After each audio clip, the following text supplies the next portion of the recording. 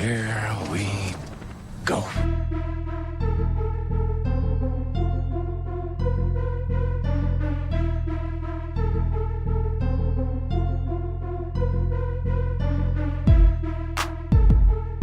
Coming at you live from an ancient fortress of mystery and power in the Hollywood foothills of North Carolina, it's a special Masters of the Universe Day edition of the Confirmed Epic Podcast, the official podcast of theepicreview.com. I'm Jerry Reed, also known as Barbecue17, heroic master of action figure collecting. And joining me today is... Gina Wiltshire, also known as Gina Beaner, the evil master of gameplay. And this is Kristen Reed, also known as Erithalia, the heroic master of social media. Today, once again, we are missing Brad Bell, the evil master of cheesy puns. But he will be back with us next week for our review of Iron Man 3. Woo! Yeah! But today, we're doing something special. Our podcast is popping up on Sunday, April 28th, because in 1987, the mayor of Los Angeles declared that April 29th was Masters of the Universe Day. So in association, led by the website doomkick.com, and association with a number of other blogs, we're doing something special to celebrate Masters of the Universe Day, and we're reflecting this in our podcast. We're going to be talking about the 1987 Dolph Lundgren film, Masters of the Universe, directed by Gary Goddard and starring Frank Langella. Today we're doing something a little different. Usually the movies that we review are, the newest thing that's come out in theaters. We all went and saw Oblivion. But when we knew that Masters of the Universe Day was coming, we decided to review the movie. So, I grew up as a Masters of the Universe fan. I had the toys as a kid. My primary exposure was actually probably from the mini comics that came with the toys, or from some of the Golden books. I wasn't born until 83, so I actually am a lot younger than most Masters of the Universe fans. I don't remember the Filmation cartoon. I vaguely remember She-Ra being on. The only thing I really remember is the New Adventures being on, but that was much later. I actually did not see the 87 movie probably till I was in middle school or high school, where I rented it from our local library. So I saw it a lot later, but I'm a pretty hardcore Masters fan. Have every one of the classics. I have tons of the vintage toys, tons of the 2000 toys, action statues. I'm a member of He-Man.org. I am hardcore, Masters of the Universe fan. You two, not so much. So I think it's going to be interesting to hear you talk about, your exposure to the property and review this movie. So let's start with Gina Beaner. Tell us a little bit about your exposure to Masters of the Universe. I have an older brother who was born in the late 70s. And so any early exposure I had to Masters of the Universe was from him. He was a fairly big Masters fan, I guess. But, so, I knew about it, and I knew who Skeletor was, I knew who He-Man was, but I really didn't know very much past, being able to recognize the faces or what the characters look like. Those two specific characters, I guess. Okay. Until I started podcasting with you and Brad, and that night we sat and we watched the pilot episodes of the 2000 series. Well, both, right? Oh, we did watch the first couple we did. episodes of the Mike We Young did. Productions, and we watched the first episode of the Filmation series from the 80s. Yeah. Okay. So that was my first real, true exposure to it, other than, conversations that you and Brad had in podcasting, that kind of thing. So I was a Masters of the Universe virgin, pretty much. All right. Erithalia, tell us about your exposure to Masters of the Universe. I very vaguely remember watching the cartoon as a kid, the Filmation stuff. I remember I had a She-Ra birthday card once. Kind of wish I'd kept that. That would Do you actually still be kind of have cool. that? I highly doubt that. I do have an older brother, probably about the same age as Gina's here, and I mean, Key and I probably watched the cartoons together, but I really don't remember for sure. But that was pretty much my only exposure until I married Jerry here. Yep. So. And since then, I mean, you've gotten into it a little bit. I mean, I know some of it's secondhand knowledge because you're always hearing the latest, Maddie Collector news or Maddie Collector rants or anything like that. But, I mean, you listen to Roast Google Dinner pretty regularly. And we've watched the 2000 series together, and you've seen the 87 movie probably more times than you've wanted to. Yeah. I would agree with that. so let's talk about it. This movie, I'm just going to put it in a little bit of context. I think it came out almost at the height of Masters of the Universe popularity, while at the same time it came out as Masters of the Universe was dropping. That sounds kind of paradoxical there, but let's think in 1987... the mayor of Los Angeles declared it was Masters of the Universe Day. Yeah. The line came out in 82. It was followed in, I think, 85 by the She-Ra Princess of Power line, which was the, She-Ra's He-Man's sister. At times in this line's life, the toys were selling more than Barbie. Wow. I mean, let's think about it. They were selling more than Barbie, which is just... one of those 800-pound gorillas of toys in general. I mean, it's just one of those now, toys. Is that strictly Masters, or is that Masters and She-Ra? I do not know. I don't know offhand, but regardless, it's a pretty big feat. And I think there was a lot more crossover there than some people think. Yeah. That there were probably a lot of boys buying those characters and the other way around. Anyways, 87, the Power Tour was going. This was a live-action show.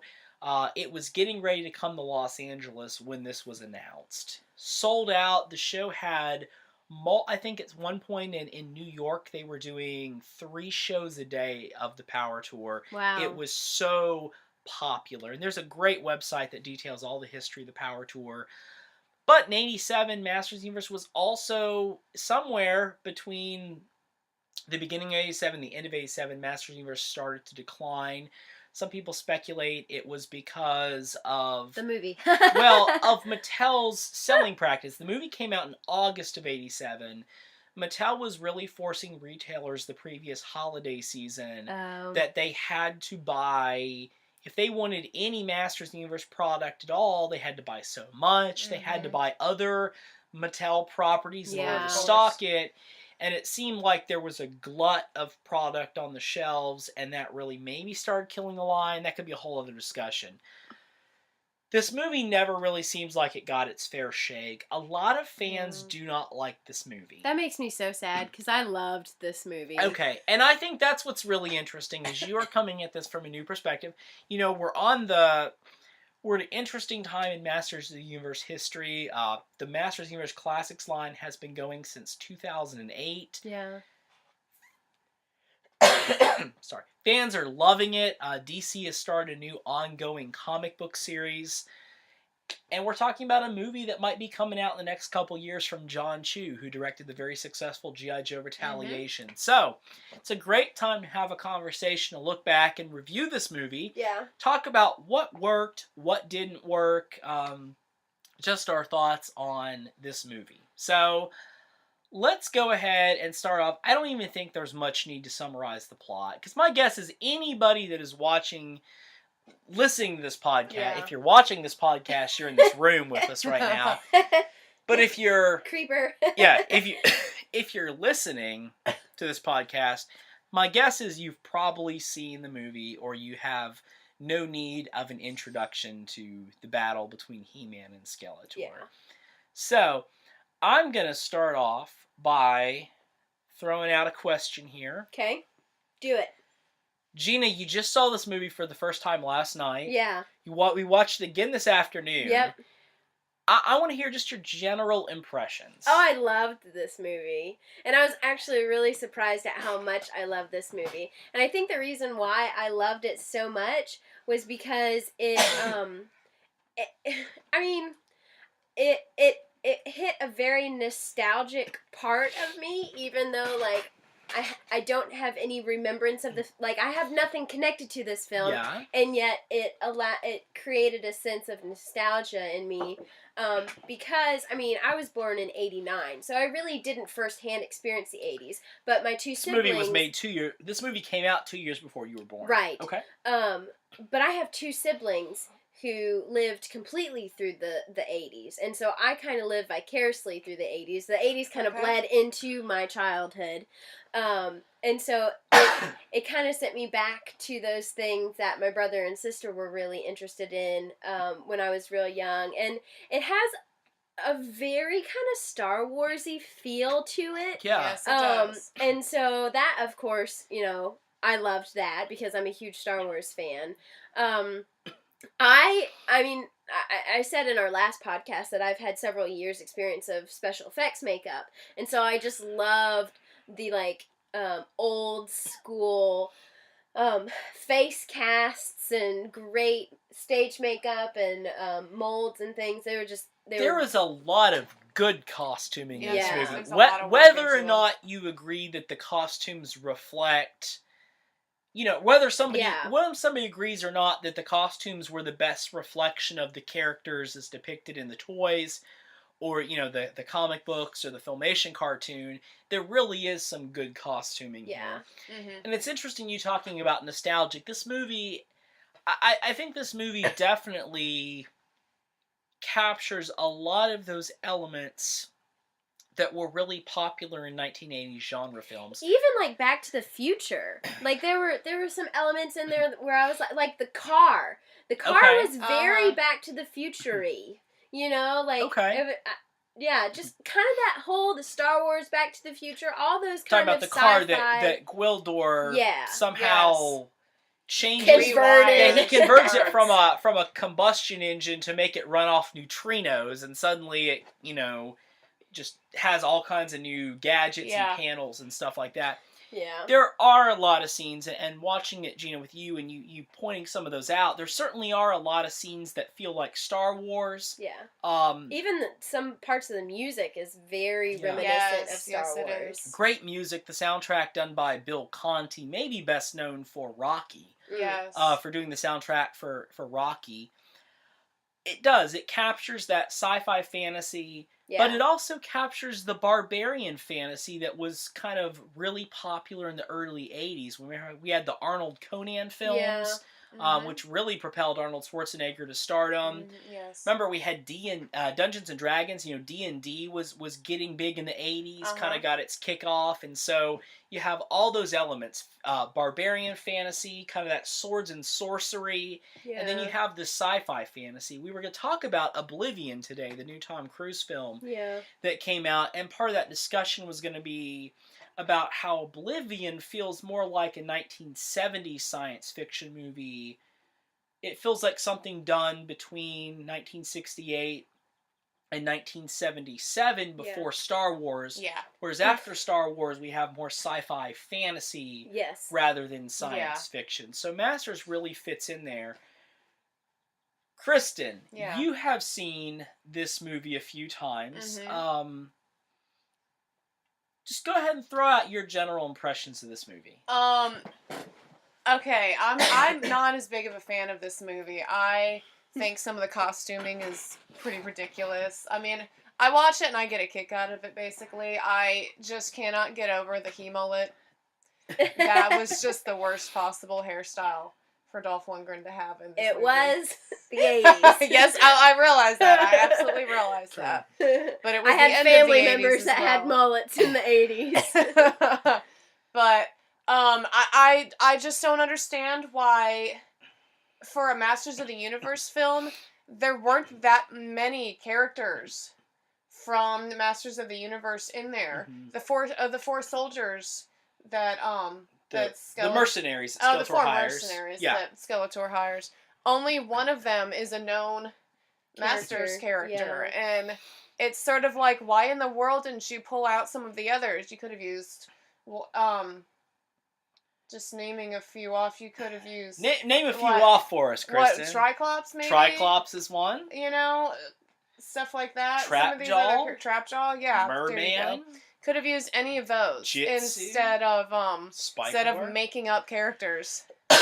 You Okay. know, that did not make any sense to me. So a very interesting observation that, sometimes in a movie or new media you want to introduce a new character or two, but Skeletor has a lot of henchmen. Well, he has a group of 4 henchmen in this movie, and to use only one of them that was a recognizable named villain in a line where every character was really designed to be as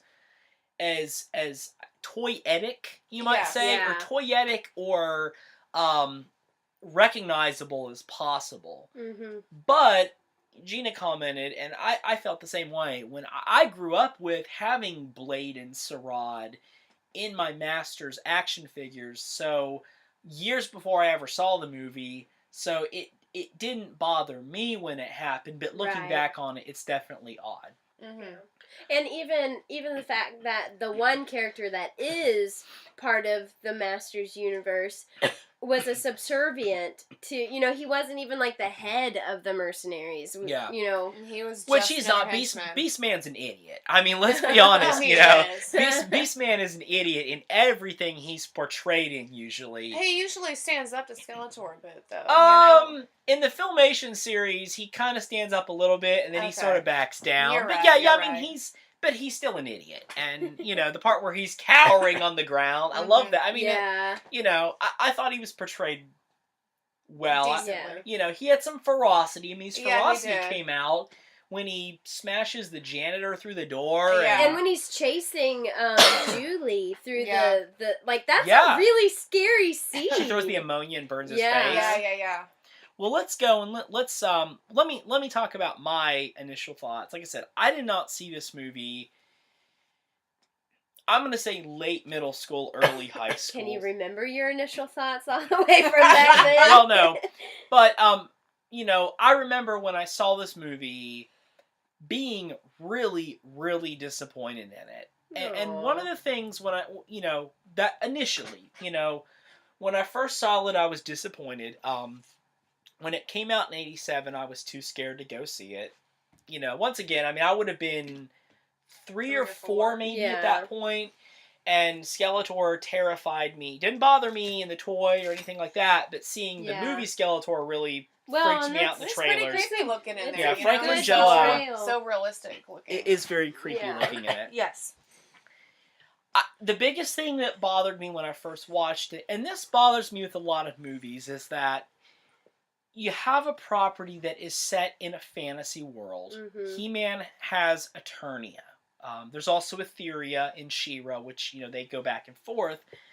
But He-Man has always had, Masters has always had a rich, vibrant world of Eternia. Yeah. This movie starts off really strong, and then all of a sudden, we're in... Where does it take place? I don't know. I know they filmed outside... They talk about her going to Jersey, but they Yeah, never say exactly she's where at a they chicken are. shack, so- They're saying, I get the feeling it's California or something like that, because they're talking about going 3,000 miles away. Yeah. Getting 3,000 miles away. I so know it's it was going from filmed. coast to coast, I know it guessing. was filmed in California, because John Cipher, who plays Man-at-Arms, there was recently an interview done with him that they post on He-Man.org. Can't remember which site did it. Another website may have conducted it.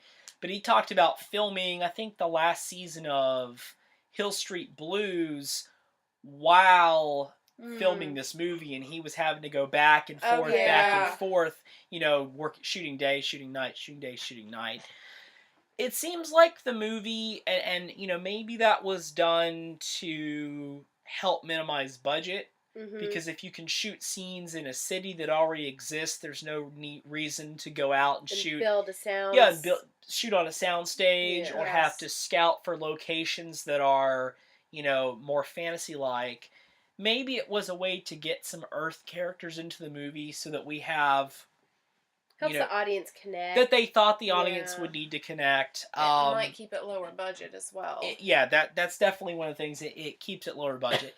That really bothered me as a kid. Or at least, being middle school, high school when I saw it. Now, rewatching it, I really like the movie. It's not the Masters of the Universe movie I would have made myself. But, and you're going to think this is funny, this depiction of He-Man, and we'll get to that in a minute, is my favorite depiction of He-Man. Absolutely. Really? Bar none. And we'll talk about that here in a second. Now, do you mean like holistically or just visually? Alright, let's jump into that. This is why, let's start with talking about He-Man. Dolph Lundgren is He-Man. Mm-hmm. I guess I'll start since I brought this up. Sure. Yeah.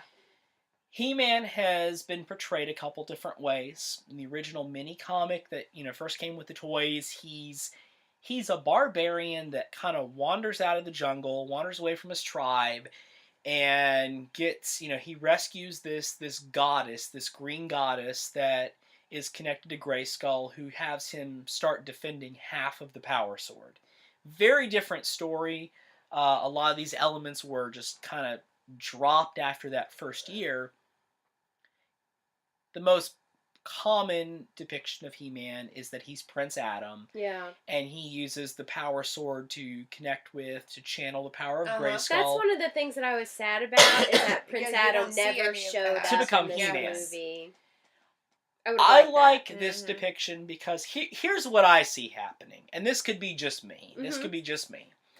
I feel like this movie, it's not an origin story, which is really nice. Usually movies tend to be an origin story. Yeah. This movie feels like it could have picked up at any point later on in, the He-Man story. Yeah. And so I always like the idea that, when it first starts off, Adam is using the sword to become He-Man, and there's kind of this Shazam, Captain Marvel thing going on, where he's kind of a young, weaker person that becomes somebody heroic magically. Mm-hmm. But as time goes on, He slowly takes upon that. Okay. yeah, I gotcha. He-Man is the man that Adam needs to grow into. He grows into, Yeah. that he's Yes. destined to be. At Yeah. this point, He-Man is kind of a title that he still uses, just like, Duncan uses Man-at-Arms. Okay, yeah. And so here's He-Man. Okay, I like that. I like thought. that now at this point, I mean, we're talking about, it sounds like Skeletor's in charge, and now He-Man and the Masters are part of this rebellion, that the tables have turned, Yeah. and they're having to fight for the people of Eternia, which is always different. Usually Skeletor's always kind of trying to cause trouble. And that's Yeah. really sad too, is that we never see the people. We're either Mhm. in Castle Grayskull, surrounded by military, or we're in America. Yeah. Yeah. We never we only actually see at the end, we see a couple, like, maybe Eternian soldiers gathered in Grayskull at the end, Yeah. before they send Julie and Kevin back. There's no, end of Star Wars Episode 1, great parade and party where all Exactly, the people come exactly. out and say, yay, thank you for saving us, that kind of thing. Yeah, I agree. That was kind of, I would have liked, and, that goes back to the low budget sort of thing. Maybe they just didn't have the budget to hold a big sort of celebration scene where we could have seen more. And you'd think that they would have wanted to do a transformation scene too, because there really is no scene more iconic in Masters of the Universe than Adam holding up the sword and saying, by the power of Grayskull, I have the power. And transforming. Who knows? Secondly, I like this depiction of He-Man because He-Man in the Filmation cartoon, I like the Filmation cartoon. He does ridiculous things with his strength. Okay, he chucks things into space. He crushes diamonds with his hands. He does things that are super, super, super impossible. He-Man's the most powerful man in the universe, so you're kind of like in the cartoon, you believe it. Yeah. But I like in this movie, he's strong, he's tough, he's big, but he's not superhuman. Yeah. And it makes him more of an interesting character. You see times in the movie where, at the end of the movie, He-Man's bleeding. He's Yeah. cut up Yeah. a little Yeah. bit. I think it makes it more exciting because if you have a character who's invulnerable, Yeah. it's It's just kinda not boring. always exciting unless he's fighting with other truly invulnerable characters. We never get the idea that the other evil warriors are that Have a invulnerable. chance. So, Yeah. so your thoughts on Dolph Lundgren as He-Man? Whoever wants to jump in. I liked it visually, and I really liked the costuming. You and, liked it visually. Yeah, I liked him. Dolph Lundgren he's a good-looking man, isn't he? Well, I think you said that. He said that this was like the heaviest, the bulkiest he ever was. Yeah, was he for he this was role. he was bigger in this movie than he was in Rocky IV when he played Ivan Drago. Yeah. Mhm. And if you watch that movie, he looks like a machine. Yeah. I mean, Yeah. he is like his body is like perfection in that movie. That's the character he plays. Yeah. Yeah. So I really liked their visual concept of He-Man. But there was. I'm a stickler for story. I'm a stickler for story and delivery of story. And so I feel like his acting and his dialogue delivery was weak. And so that knocks the scale down for me. You know, I don't have much loyalty to the character, so whether he portrayed the character correctly or not, I can't really speak to that. But you know, just from a person watching another actor, you know, watching an actor, there are definitely lines where I kind of cringe. I'm just like, oh, Yeah. yeesh, you know, because his accent comes out, slips through a couple of times, and he doesn't deliver it in a sort of colloquial, like, with syllables and, you know, emphasis on specific syllables and that kind of thing. I'm going to guess at this time that Dolph Lundgren was still very much learning English pretty fluently. I mean, he still has a very strong accent. Like, if you watch him in the Expendables and Expendables 2, he still has a very strong accent. I know, like, in The Punisher, the original Marvel 80s Punisher movie, I mean, once again, the acting is the same way that I think he's a very strong presence in the movie. Yes, he is. But they really were having to work with him to do lines. And I mean, it's probably just a struggle doing that. I mean, at the time, so. Mm-hmm. Yeah, I get the feeling that they were just kind of feeding him lines, maybe, and whether or not he understood what the line meant, you know, understood the English in the line was a whole different story. I'm sure he understood it, but I mean, it'd be one thing to try to, you know, act and bring every syllable out and make it sound natural. Yeah, that'd be like me trying to act in Spanish, speaking in Spanish. Yeah, exactly. I'm not a native Spanish speaker. Exactly. It would take a lot more work. Yeah. I did notice that I was surprised, and this may be because of his English ability, that for a He-Man movie, he really didn't carry a whole lot of the dialogue. He didn't have that many lines, and really, he kind of, compared to some of the other characters and the other acting, he really kind of blended in a little bit until we get to the end and he does the epic, like, I'm rescuing everybody kind of thing, and he's sacrificing himself for all that he loves and that kind of thing. But up until that point, he's really kind of a weak character. Weak character in terms of just not having a lot happening to him in the movie. And he's not the show. You know, I feel like Man-at-Arms steals the show way more than I would agree. He-Man does. Okay. Any more thoughts on Dolph Lundgren as He-Man? I mean, a lot of mine, I kind of agree with Gina on a lot of it. I mean, I completely understand why they picked him. As Jerry said, he's a great presence, you know, in the movie. I mean, he is a very good He-Man, and you know, he looks like He-Man. He's buffed up, you know. And there seems to be a friendliness and a warmth there, and a compassion that's key to the He-Man character as well. There is. Once again, I just can't get past that hair. That was horrible. And just the delivery Leave of the He mullet alone. and just the delivery of the lines was just so not on for me. Okay. From him, I realized that a lot of that is probably that he was still learning English, but it just I mean, that's just so important. That Yeah. just, that is just so important to a movie that's going to pull it back for As me. an actor, the way you tell the story is through So. your words. Mm-hmm. I think he's a very good He-Man. He's not my favorite portrayal of He-Man. The way the movie portrays He-Man is my favorite way of portraying him. Yeah. It is hard for me to picture anybody as He-Man except the John Irwin voice from the Filmation cartoon. Okay. I mean that is ingrained in me, regardless of anything else. That voice is ingrained in me. Dolph Lundgren has made some, I think, off kind of side comments and stuff, or talking to people saying he would like to cameo in the movie if he were asked.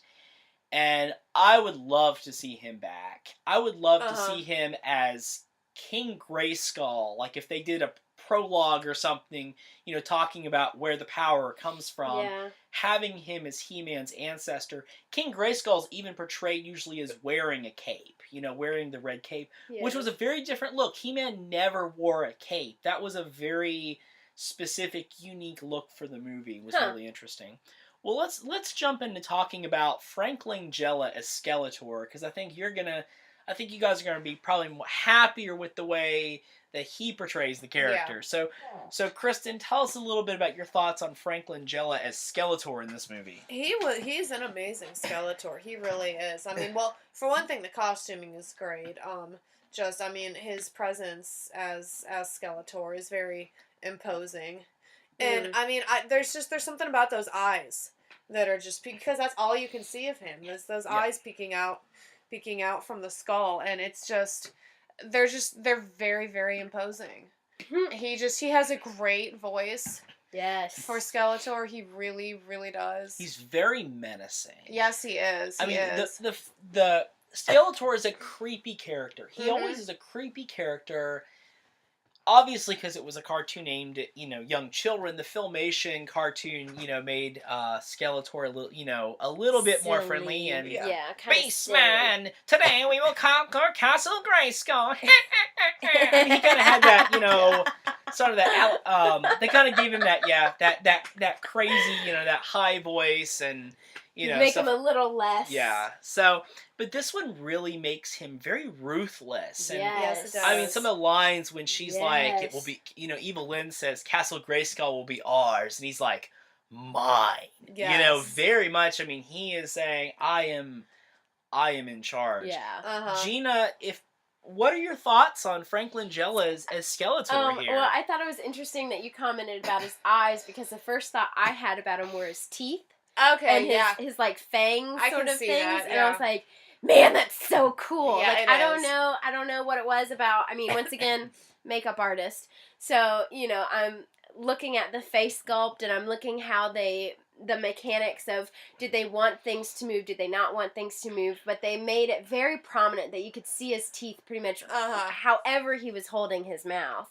And I thought that was a very nice touch where I loved his teeth. But yes, I agree with the sinister, very dark. He's one of those actors that can like talk like this and completely bring the audience in. He doesn't. He's not a shouting evil guy. He's I'm gonna scare the out of you. He's more of a quiet by being really He's sinister. Not. He's evil. not chewing scenery, as they often say. For someone who's kind of like a overblown, hammy performance. Yeah, he's very serious. He plays that role very seriously, and one of my favorite scenes of the entire movie is when he is sitting on the throne in Castle Grayskull, and he's holding Evelyn's face, and he's talking to her in a really soft voice, and he's like, "Why don't the people adore me? I need the," he's being slightly vulnerable, but also very like, I don't know. It's such an intriguing scene. It's very much, I'm still in control here. I have your head in my hands. If you don't give me the right answer, there's gonna be trouble. Yeah. It's a very powerful scene. It's one of my favorites. And then she's like, the people believe that He-Man will come back and save them, and so then he gets angry. But Frank Langella really brought,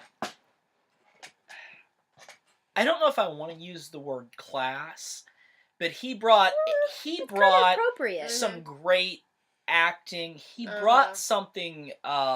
He brought some gravity to this movie Yes. that made Skeletor a very credible threat. I mean, I think even if you watch this movie and think this is a silly, ridiculous concept, you can't deny that Frank Langella gave a great performance. That if this would have been any other costume, Yeah. any other Yep. setting, this still would have been a very threatening, menacing, Oh, yeah.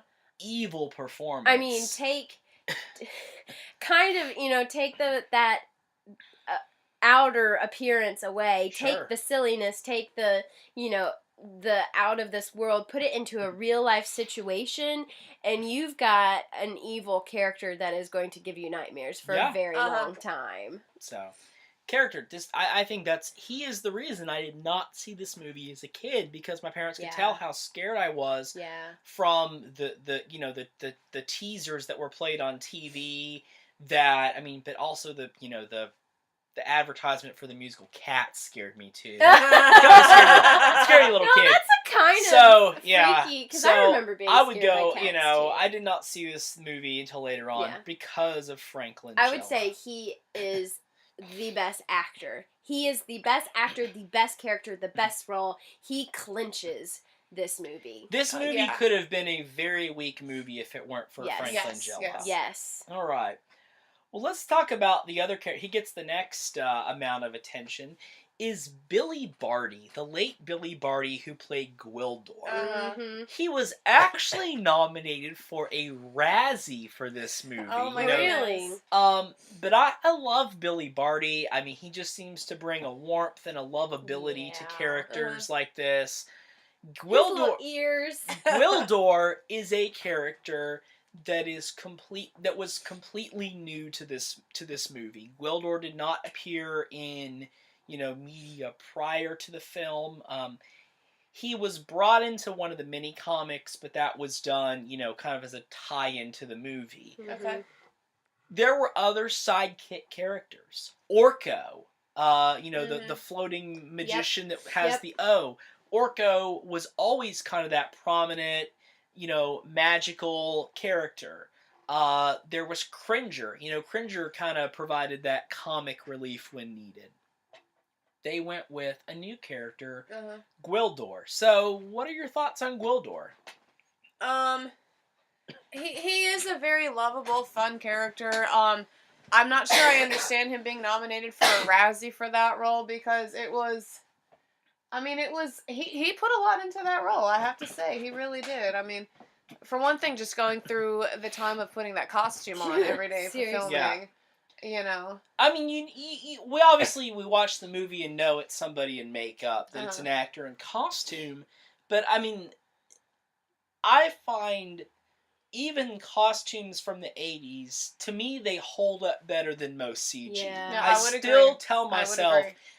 that's real. I Yeah. know that what I'm seeing is real, where CG still makes you doubt, things. Often, yeah. This still, I'm saying, regardless of what it is, I know that that's a physical presence I'm Yes. watching on Yes. screen. Yes.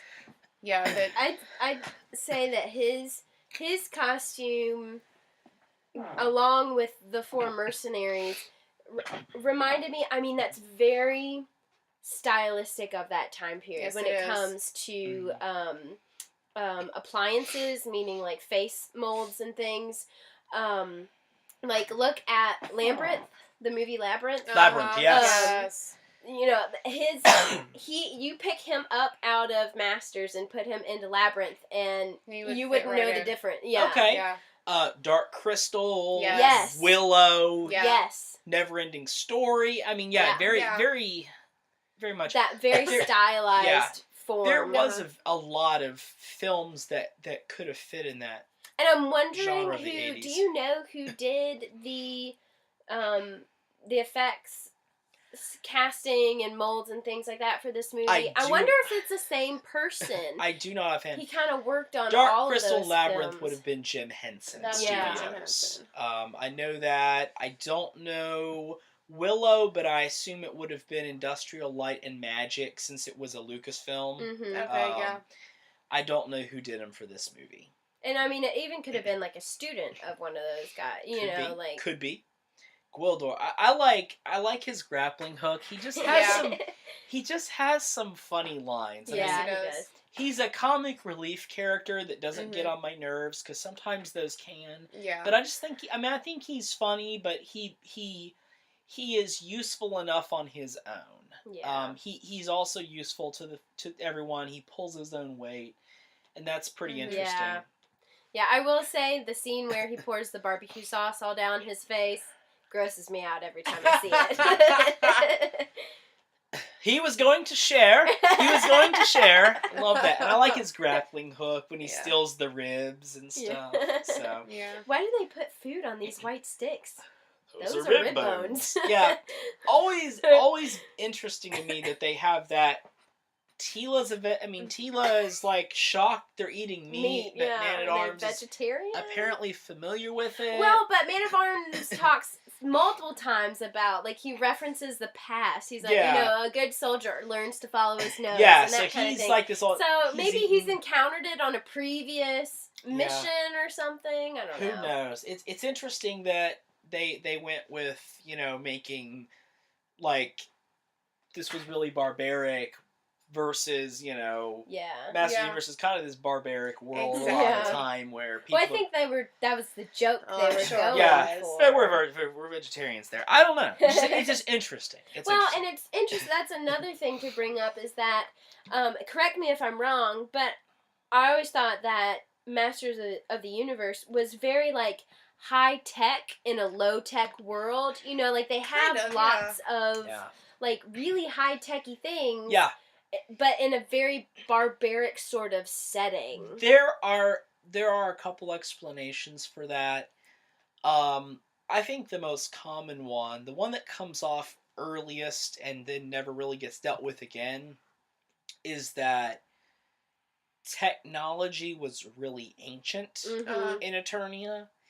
And then it kind of some technology hung around while most of it was forgotten. Yeah. Okay. But then you have, it's still kind of this barbaric world, but there are people who use technology. Yeah. But technology is not as useful when there are people who use real magic as well. So you kind of have two strands of progress going at the same time. But we kind of see a disconnect in this film, even, where when they're in our world, our universe, they're extremely high-tech. They've got those floating, like, carriers, and they've got weapons, like, blasters, basically. Yeah. And, those hovercraft thingies, like skateboard and Gwildor calls the car primitive land boat. Yeah. And and so, but then when we're in Eternia, everything's really, like, back to being very low tech, and so there's really that kind of disconnect there. Are we in a high technology society? Are we in a barbaric Or like the technologies have just went in different directions for different, for different applications and stuff. Yeah. So, kind of like if you walk into when you go into like a doctor's office or something, and they may have high tech equipment, but they'll still use a wooden tongue depressor. Use a tongue depressor, or a doctor's office we were in a couple weeks ago. I mean, that they were had high tech equipment, and yet they were using one of those really old printers because it wasn't a big deal to have an old dot printer. Where my work certainly doesn't have that kind of technology. But we use these, like, new, kind of laser... photocopier. Yeah, stuff like that. Yeah. Just, your technology develops where you need it. Yeah. So, well, let's talk about Man-at-Arms and Tila, because they're kind of the other, the other big two heroes in this movie. Yeah. Gina, I like that you brought up when we were watching the movie, when you said, isn't Tila supposed to have... red hair. Red hair.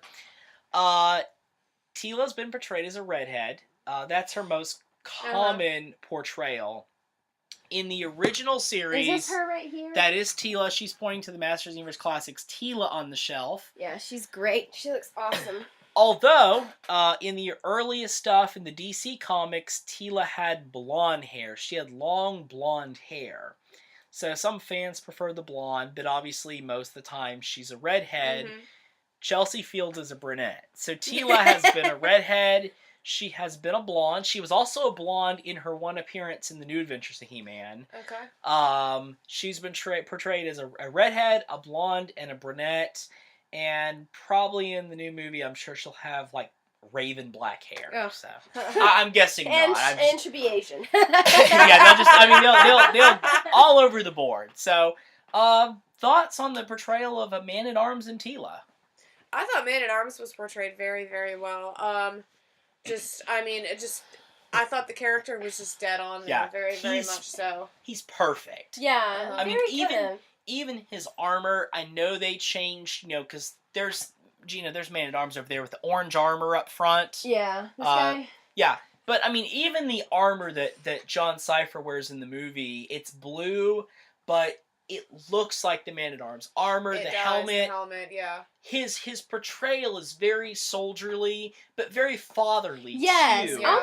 Almost like happy-go-lucky at times, you know? I like that. I mean, Man-at-Arms is always kind of that. I mean, in a lot of ways, even though Randor is still in the picture, Man-at-Arms is also kind of another father figure to Adam in a different way. The more accessible. And he knows. I mean, he knows Adam's secret and his struggle that he's so He-Man. It's important that there be a leadership figure like that, a fatherly type figure that knows what he's going through and can kind of be there to talk to you through it.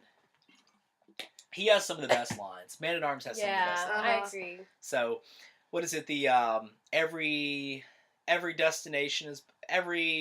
journey has been a doorway to every destination is a doorway to another journey or something like that. So I just butchered it, but it's a great line. It's a great line, and he really pulls it off. Chelsea Fields is Tila. Thoughts? Meh. There's nothing about it that like the first time I saw Tila was in the new He-Man, the 2010? 2000. People call it 2000X. It really came on about 2002, 2003, sometime in there. Okay. Yeah, it's been around a while. But and she's so like spicy and so sassy and I'm like, I'm the woman in charge, and I only see that once in this movie. Yeah. When He-Man and Man-at-Arms are out like shooting at the bad guys in this music store, and she's in the back guarding everybody. And the police officer, who we haven't talked about yet, he says, Detective Lubick. We'll get there. He says, your guys are getting killed out there. Don't you think you should go help them or something like that? And she's like, yeah, I guess so. So she like saunters out there, and she's like, I thought you guys could use a woman's touch. Yeah. So I really that's the enjoyed that. only time where we really see her become really sassy and really then she has that terrible line when she shoots the four Skeletor's guards, and she looks at the camera and goes, "Woman at arms." Yeah, that's pretty bad. It's very much wink, wink, nudge, nudge of the camera, but it's really cheesy. It is very cheesy. I mean, a couple of times she if she gets frustrated at something, she'll come out with a snarky kind of response. Yeah, but... I liked that part. I saw some elements of Tila's personality in her. I can understand why they might want to make her look more futuristic rather than to put her closer to Man-at-Arms rather than He-Man, because Tila does have a more barbarian-esque costume. Yeah, much more fantasy, less utilitarian. Yeah, but I was not. I don't think she's a bad character in this movie. I mean, she doesn't detract from it. No, but I wish they would have went a different direction with Tila. Yeah.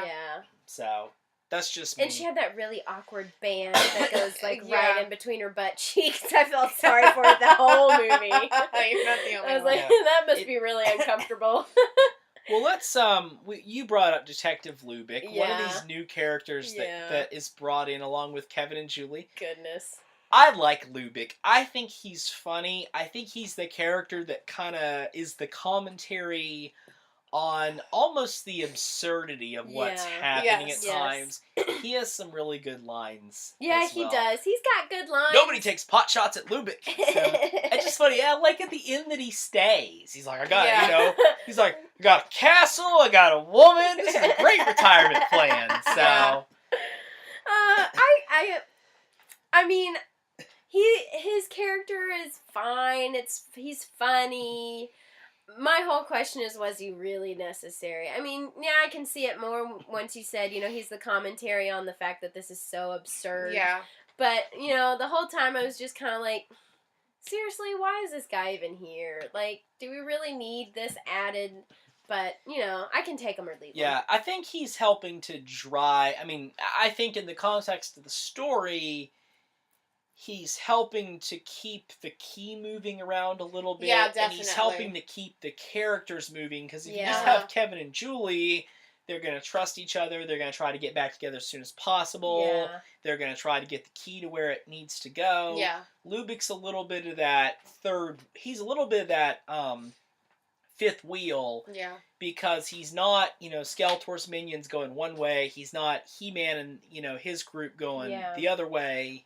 He's kind of in the middle, trying to tug things in a third direction. Yeah. Yeah. Yeah, I think his character mostly, for one thing, he does add a little bit of comedic, more of a comedic aspect to it. He's the comedic tough guy. Yeah, he is. Yes. He is. The kind of stupid cop. I air quoted that because cops aren't stupid. But he's that stereotypical dumb cop. Yeah, I mean, he's a bit of a buffoon. Yeah. But, yeah, I mean, I think his character mostly just is there to add a little more chaos to what's going on. I think that was the main reason for his character. I mean, I enjoyed it. You roll your eyes at some of the stuff that he's saying, but, you're laughing at the same time. So. He's very facially comedic. Yes, Yeah. he is. He is. Yeah, Expressions are James really... Tolkien is a funny actor. So he was the principal Yes, he was. in the Back to the Future movies. Yes, he was. And he is the sheriff in the third Back to the Future. So. Not sure I knew he was the sheriff in Yep. the third. Yeah, because they I brought need a to lot rewatch of the characters Me from too. the first two movies had descendants in the town. Yeah. They did. That makes sense. Wait, descendant ancestors. I'm sorry, ancestors. I said I keep descendants. seeing Ancestors. myself. I was saying that earlier too by saying, King Grayskull is He-Man's descendant. He is his ancestor. Yeah. He comes before him. He is the antecedent. So, There you go. okay. Give us a little English lesson. A little there. English lesson there. Needed that. Well, I'm trying to think who else to talk about, and I guess the last person is Evil Lynn. Uh-huh. Well, we got to talk about the mercenaries a little more too. Yeah, I But want to let's talk talk about about Evil Lynn. Now, Okay. Evil Lynn is traditionally portrayed as having bright yellow skin. Gina, can you see her over there? She's on the bottom shelf. Yes. Okay. In the new stuff, they've had her as more of a grayish skin tone. I think Meg Foster was that casting where we say, okay, we don't want to make her have yellow skin because might look a little weird for a movie, but let's keep the qualities of that character. Let's keep the eyes. Let's keep that, sort of sex appeal, but also, being dangerous. And I think Meg Foster does a bang-up job as Evil Lynn. She's fantastic. She's got such a strong personality. I mean, she very much sees herself, in there commanding everything with Skeletor. Yes. I mean, you can. She carries that character very, very, very well. That's very prominent in the scene where the 4 mercenaries come back and they failed. Yes. And Skeletor is very upset that these 4 mercenaries have failed. And, he even kills off one of them, and then Evil Lynn. Yeah. Where am I getting Eveline from? I have it's no from idea. I have something. no clue, but her name is Evil Lynn. Okay. Evil Lynn. So Evil Lynn, she speaks up, and then he forces her to be a minion, to and be added to the you force. can just see it in her face She that is so she is upset. so mad. And then everybody else, when he dismisses them, everybody bows except for her, and she just kind of stares them down. Can't you see if this had went on? Can't you see her becoming a character that overthrows Skeletor Yes. silently. Oh, yeah. Yes. Like, she Yeah, has... she I definitely actually has her thought- own agenda. I thought that was happening because I originally didn't watch the kind of Easter egg at the end. I thought Skeletor was gone. Yeah. And we see her leaving. Like, she leaves with the mercenaries. And I was Mhm. like, they're setting up for a sequel here with might, her. She might play like she's in charge, but Evelyn is one of those characters that she has her own agenda, Yeah. and is probably as, if not as powerful as Skeletor, at least as ruthless and cunning. Yes. Yes. And I think Meg Foster pulls that off. And Uh-huh. her eyes, I mean, Yeah. she has those otherworldly eyes Yes, she to does. her. The first time I saw her, I didn't notice it throughout the entire movie, so I'm wondering if they had it. And now I need to go back and watch it again. But the first time you see her face, it looks like she's wearing some kind of contact that makes her eyes look really like white silverish. Yeah. And I was Yeah. just like, oh my gosh, that's so creepy, Uh-huh. you know? Yeah, it does look like she has like the silverish eyes and stuff. Well, let's talk about, we kind of were mentioning them earlier. You mentioned them when you were talking about your first impressions of the Uh-huh. movie, the mercenaries. But let's go back and talk about the mercenaries. Loved them. That there's 4 mercenaries in the movie. Uh-huh. The first one is Beastman. Uh-huh. I think we've talked about Yeah. Beastman quite Yeah. enough. Beastman's the only mercenary that appeared in other media prior to this Yeah. movie. Mhm. I thought they did him well. I mean, they translated that character into a real life character. That poor guy has to walk around the entire movie with a half burned off face. I Oh my right? gosh, I know. Blade. Let's talk about Blade. Oh my Blade gosh. was awesome. Okay, played by Anthony DeLongis, who is he does a lot of training people to Yeah, use stage swords. combat. Uh-huh. Yeah, And- I wondered if he and was for actually whips as well. Mhm. He trains for Yeah. whips. Anthony DeLongis has actually been really involved in the Masters of the Universe community. He's at PowerCon. I think he was at PowerCon last year. Where does that take place? Last year PowerCon last year PowerCon was in California. Okay. This year it's going to be there again. Past 3 years have been California. Next year I want to say it's going to be in New York. Okay. So I'm hoping to be able to go, not 2013, 2014, because New York is closer for me than Yes, California. Definitely. And I will absolutely be there. But Anthony DeLongis recorded a video for trying to, to help boost the subscriptions to the toy line last year. Uh-huh. So he's definitely one of those actors that has continued to be involved and, a friend to the Masters of the Universe community. And he Yeah. did this really great video where he held up the old Blade figure and he's like, "Is this what you want my legacy to be?" And, so, because we need no, we don't. we need a do new not want Blade, Gwildor, and Sarad are the only 3 characters from the movie that can be made in the classics line currently because of licensing issues. yeah. Mattel made figures of them in the 80s, so they're able to continue to And make that poor figures. Blade figure doesn't look anything like I him. think he's pretty good, but he doesn't look like Blade. They tried to make him look more like the rest of the toys rather than make a direct interpretation of the movie line. Uh-huh. Which makes sense because none of the other characters, would have looked like their movie counterparts Yeah. either.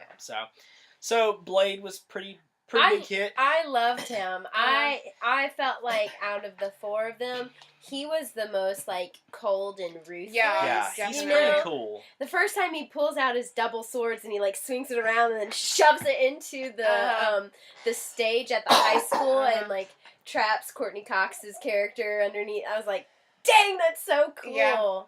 And he slashes through fencing and yeah. Some people seem to think that Blade may have been a nod to Triclops, who was Okay. one of the main villains in the early series. He was a humanoid, swordsman, but he had a mask that had one eye, but his eyes would turn, and he had different types of vision and Yeah. stuff. So I don't know that he necessarily had one eye, but he had one big eye on the front of this visor that went over his head. Who knows? So, Anthony, if you're listening, you are a hit with the ladies even today. Let's talk about Sarad. He's my favorite. Okay. He was my absolute favorite because the first time you see him, and I have a soft spot for actors who are really willing to get their character in their body and to express their character through their movement. Mhm. And that came from watching a documentary about Planet of the Apes and how they taught people how to move like an ape. Yeah. And so the first time you see him, like, he's introduced and he does this really cool, he's a lizard-esque character, and so he does this really cool, like, almost like snake bob thing with his head, and he looks up, and then his little throat balloon thingy, like, bubbles up, and it was just really cool, and it was great. He's probably the best makeup on that film is his character. It's really top notch. And with that that special effect of his throat, like a frog croaks, Mhm. I was blown away by that. He was my favorite, and unfortunately he gets killed off first. Yeah. Well, the actor is Pons Mar. He has also been someone who has been involved with the He-Man fan community for the last couple of years. He was the voice and the body model for the Noid in the old Domino's Pizza commercials. Oh, wow. Avoid the Noid. Definitely a puppeteer. He performed on Dinosaurs. He was in the movie The Golden Child. Yeah. So when we you talk, can definitely see that in his movement. yeah, that's what he does. That Sarad Yeah. does have that great kind of lizard-like, movement in his Yeah. neck. So, Okay. Kristen, any thoughts on Sarad?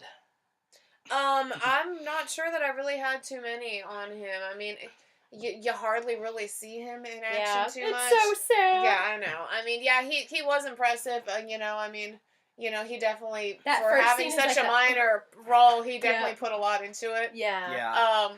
But yeah, I didn't really have a whole lot to add there. It's interesting to me, the vintage figure, its action feature was he spit sparks. I don't know. Some type of Flintstone, most likely. Yeah, I don't know where they got that idea from Yeah. watching the movie. I mean, maybe it was just they had to have an action feature and Maybe there was an edited scene, a cutout scene or something. who knows? Figures have to be done often very advanced in the Yeah. movie.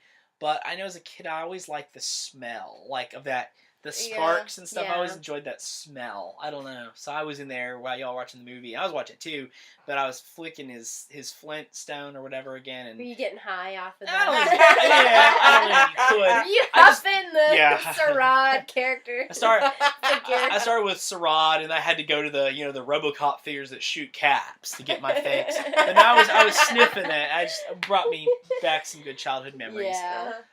We talked about Beastman, we talked about Blade, we talked about Sarad. The last one is Karg.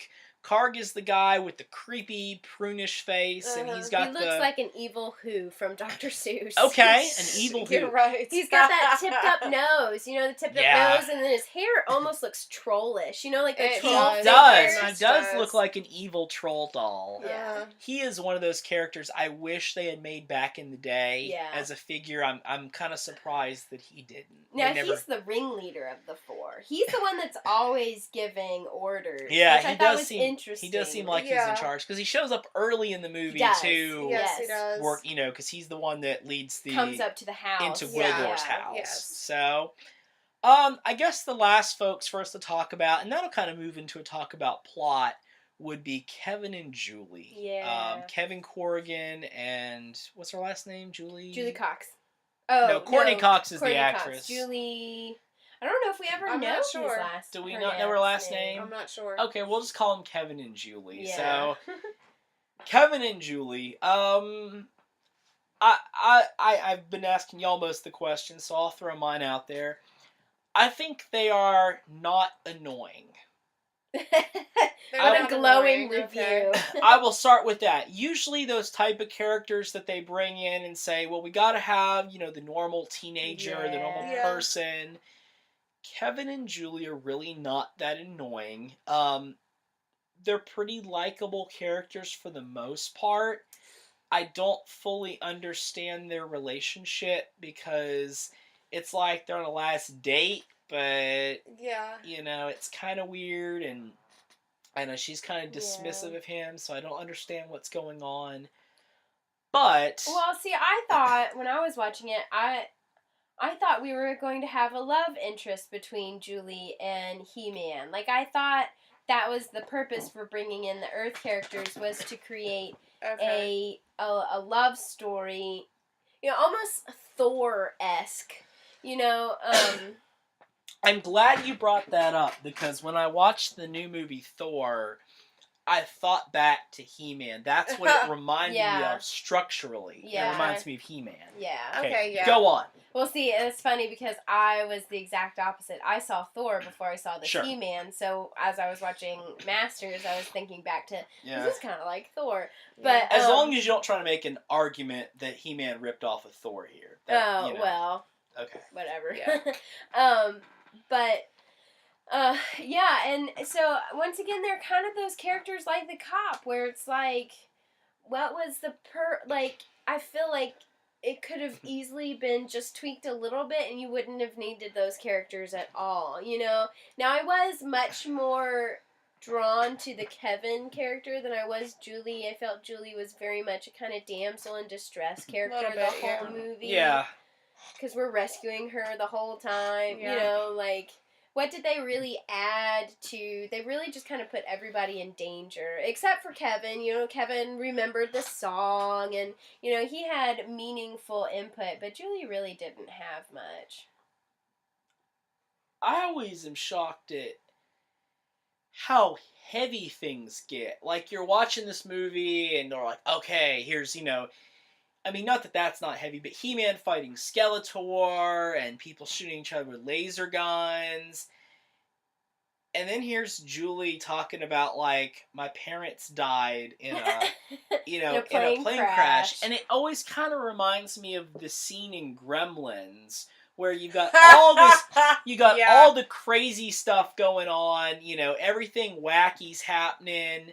And then, the girl tells the boy, like, here's why I don't like Christmas. Because as a kid, my dad dressed like Santa and tried to come down the chimney, and he got stuck and died.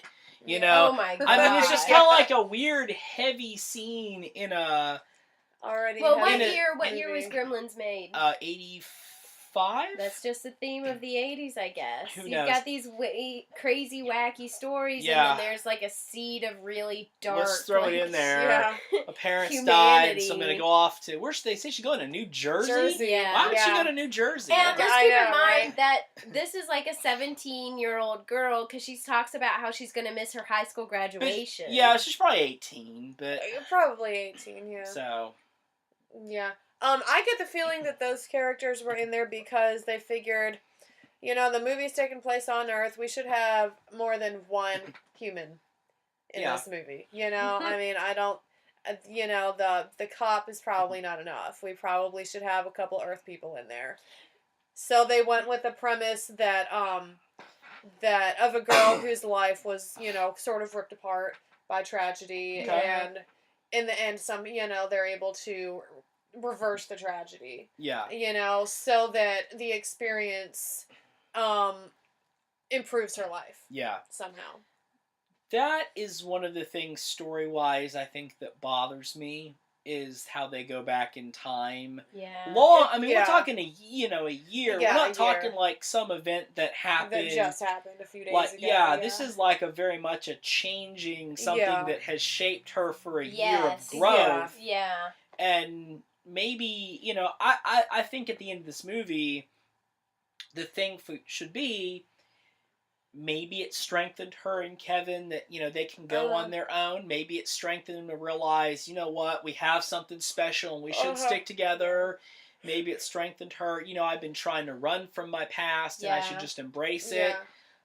This movie seems to give the really easy answer of, let's change everything so that your parents, who you've dealt with their death for a year, you've already grieved haven't for them. died. Yeah. And that seems to me just like a It's really... an easy, happy ending. It's exactly. And I mean, it's not like this movie. Now, if her parents had died at the beginning of the movie, like... Or if they'd set it up that she was taking her parents for granted, and then her parents were to die, and she were to grow up through the experience, and learn self-sacrifice, or something like that. It comes off as very much a too easy it does, movie. it does. And I think they definitely could have strengthened the story and incorporated the Earth situation a whole lot better, if we had seen some sort of pilgrim's journey with the Earth people. You know, if Julie had, I don't know, maybe at the last minute she was the one that came in and saved He-Man, released him from his bonds or whatever, allowing him to then, you know, if she'd played a more integral part where she realized, I have control over my own life, or I have the power, or, you know, like, some sort of human element there. If we're gonna put those characters in there, you know, give them a purpose. Yeah, let's give them a purpose. I mean, Lubick is clearly a comic character. He's there. We see him go from being this so obsessed with, okay, you know, gotta you know, be the tough guy cop to, hey, he's able to chill back and relax and hang out in the castle with a girl. I mean, he's happy. You know, that's okay. But with Kevin and Julie, they're a pretty central part of this movie. Yeah. We see them a little bit before things start happening. Yeah.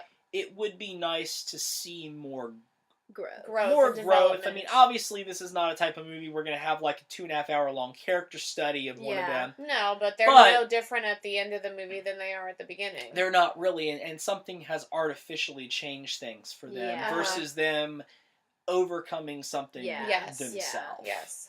Yeah, I agree. So, interesting. Well, let's talk about anything else that strikes you in this movie. Anything else that comes up or that you are eagerly wanting to talk about? All right, favorite scenes. Anybody have a favorite scene in this movie? Well, I already talked about how one of my favorite scenes was that scene with Skeletor and Evil Lyn. Okay. Eveline. It's from The Wiz. That's where I'm getting that from. Oh, okay. She's the Wicked Witch of the West, quote unquote, from goodness those dogs. But she's the evil witch in The Wiz. Okay. So that's where Eveline is coming from. But I think that was my favorite. One of my favorite scenes. I'm trying to think if there was another one that I really... Because I feel like I said, oh, this one's my favorite, too. I feel like I said that twice, but I can't remember what the other one was. I think the first 15 minutes of this movie are probably 15 of my favorite minutes of film. I mean, I love the Eternia this movie presents. I mean, it starts off... It looks like Tatooine. It's stark. I mean, you've got that very shocking, different Castle Grayskull. You're talking about, like, the voiceover part. Yeah, where it starts off with the voiceover, but then it goes on to that initial part where you're like, wait a minute, Skeletor's in charge of Grayskull, and it has that scene where He-Man's kind of, like, looking out at the horizon and stuff. You see smoke coming up in the distance. And when he, and you have that where he first runs into Man-at-Arms and Tila, and he, when he's fighting the guys, and I mean, he's using the gun in one hand and the sword in the other.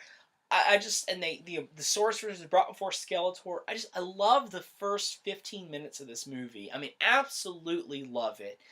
The movie manages to stay pretty good throughout. I think it's got it has some parts that, once again, just because it's set on Earth, but I love that part. I love when the bounty hunt, or the mercenaries attack in the high school, and Julie's running from them. That's a great part. I really like when He-Man is on the flying disc.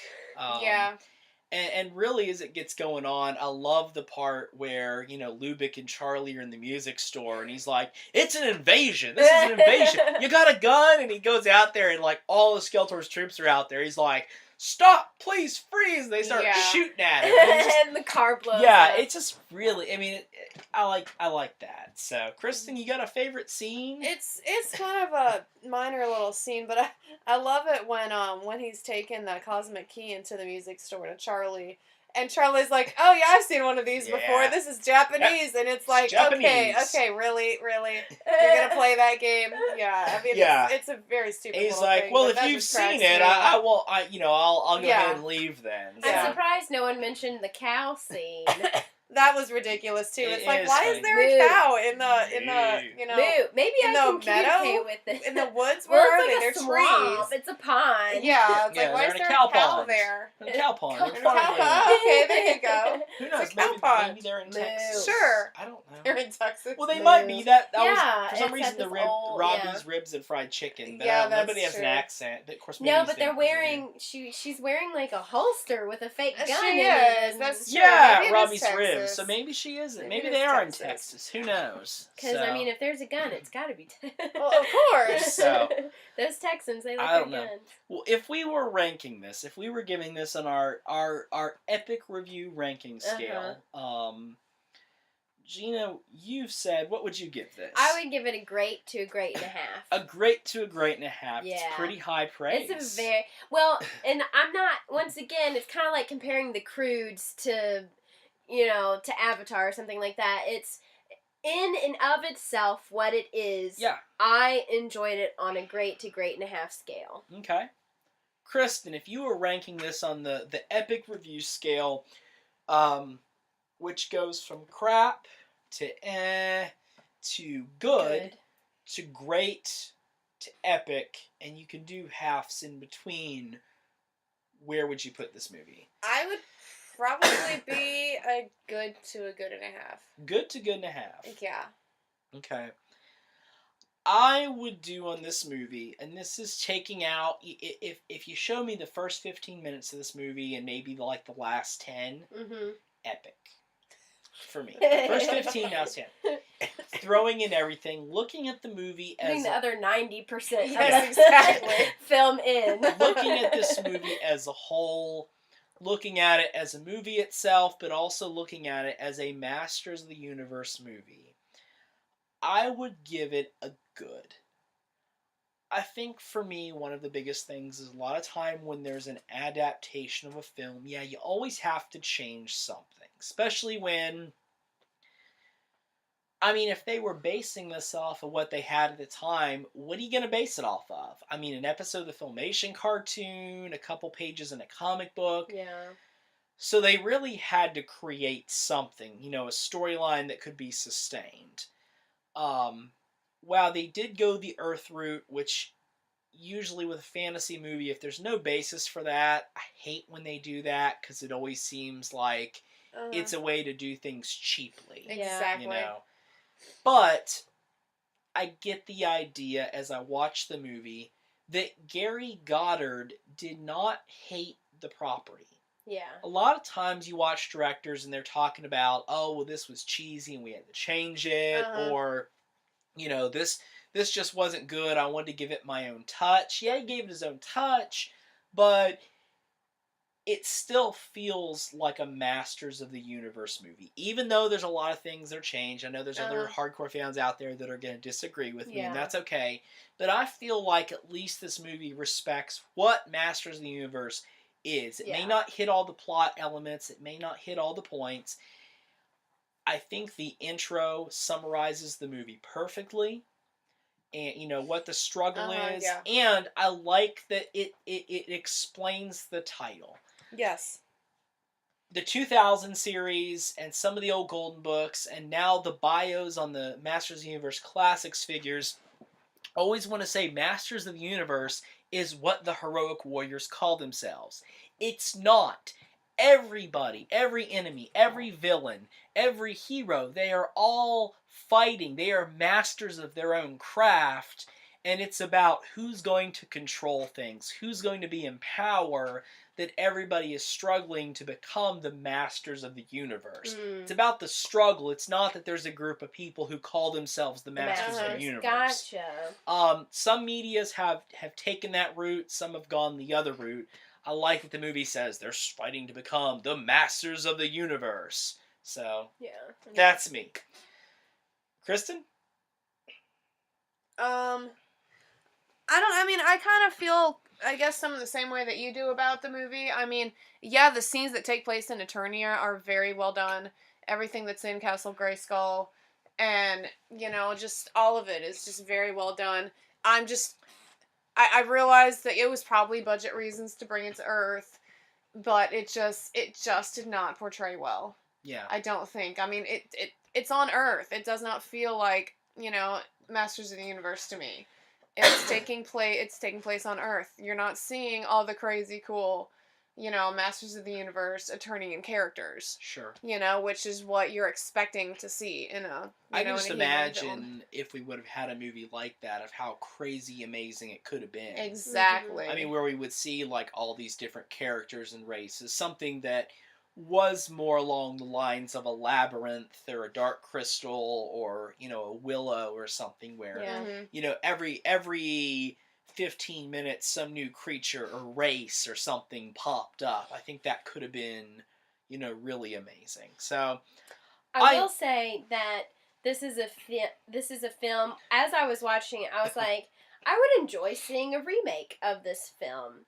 And so just to know that there's a possibility of a new film coming out, not necessarily a remake, but a new film, I'm definitely more excited about it now than what I was before seeing this movie. Well, and with this is a benefit of the prevalence of CG. I would guarantee you, we're not going to see a movie that tries to take place, 80% on Earth. I mean, we're going to be able to build those worlds as easily, and that element's going to be impressive. And build the characters as well. And build the characters and stuff. So it'll be interesting to see how it goes. I know some people didn't like G.I. Joe Retaliation. I did. Once again, I felt John Chu had a respect and, an understanding for the characters in the property. And I think he has the same for Masters of the Universe, from what I've picked up on interviews and tweets and things he's written. So I'm excited to see where it goes. So I'm saying good, but I might be the harshest critic here. You're saying, Kristen, good and a half. Yeah. Gina, you're saying great to great and a half. Yeah, I loved this film. All right. Well, that's our review of Masters of the Universe, the movie from 1987 by Gary Goddard. Thanks for listening. Usually every week we'll review a new movie that's out on our Confirmed Epic podcast. We'll also talk about all the cool nerdy things that we've done this week, whether it's games we've played, comics we've read, toys we've bought, or board games that we've played and things like that. We'll also talk about upcoming exciting news. We have a good time usually, so we hope you come back and join us. And not to steal the thunder from another podcast, but as we get ready to leave, we will wish you good journey. Good journey. And let me tell you about the other websites that are participating on Masters of the Universe Day so that you can check them out. Make sure to stop by. It's alltrue.net, Battlegrip, Praeternia, Poghostal.com, Horde World, and of course, Doomkick, the website that put this all together this year. So good journey, and that's all for now.